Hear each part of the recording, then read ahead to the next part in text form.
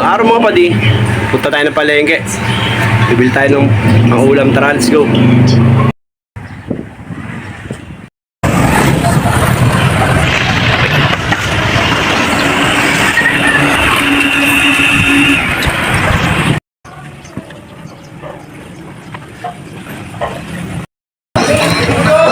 For today's video po pala kami, ayan na.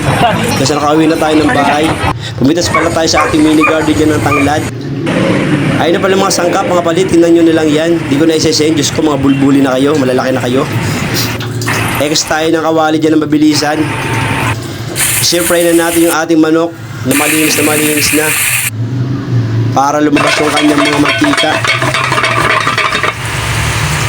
Nasa set aside muna natin, salain natin yan. Ex ulit tayo ng kawali. Gisa-gisa na natin yung mga pamparomatics, luya, sibuyas, bawang, para lumabas yung kanyang napakabagong aroma. Lalagay pala tayo ng kamatis.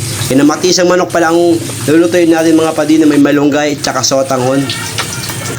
Shoutout po pala sa napakabait kong hipag na si Ate Rochelle Mendoza, shop no. Happy birthday. Lagi kayo mag-ingat dyan sa Antipolo. Sensya na kung di kami nakapunta, bawi na lang kami next time. Hanggang sa sinali na natin yan sa kaserola natin mga padi para mabilis kumulo at saka lumambot. Lagay na natin pala yung sayote dyan. Naglagay tayo ng Barbie, paminta pala, asukal, pambalanse, asin, malinis sa tubig from Pasig River mga padi, tsaka tanglad, pamparoma, pampabango. Tinakpan muna natin saglit. Naglalagay tayo ng pampaasim, sinigang mix, original. Kulong-kulo, gusto manakit. Basta tinimusan na natin yan.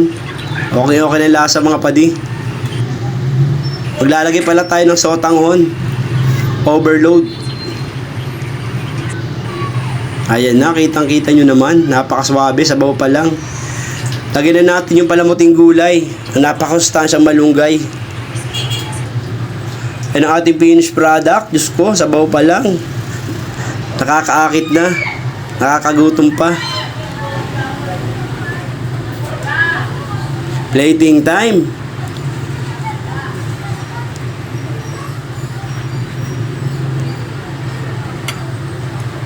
Siyempre, di mawawalang pantanggal umay kung naumay na kayo sa partner nyo. Este sa ulam. Chili garlic pala mga padi. PM lang kayo sa akin. Humigop tayo ng sabaw. Suabe. Ayan na, the perfect bite. Si Ramon. Kaya na pa yung ginagawa nyo mga padi. Try nyo na lang ito. Napakadali, napakabilis.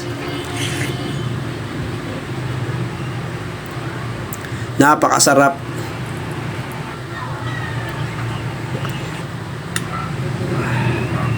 Sarap pa di, suabe.